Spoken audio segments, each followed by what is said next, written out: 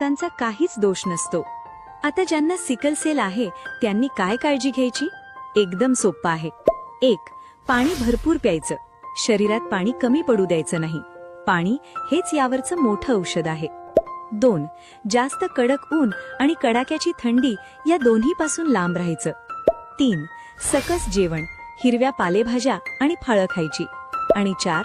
डॉक्टरने दिलेली गोळी रोज घ्यायची।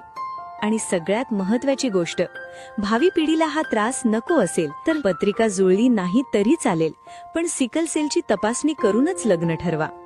अगदी तान्ह्या बाळापासून ते 40 वर्षापर्यंतच्या वयोगटातल्या सगळ्यांनी सरकारी दवाखान्यात जाऊन मोफत तपासणी करून घ्या। तर मग ठरलं, सिकल सेलला हरवायचं आणि आपल्या गावाला निरोगी बनवायचं। ही माहिती तुमच्या सगळ्या नातेवाईकांना आणि मित्रमंडळींना व्हॉट्सअॅपवर शेअर करा।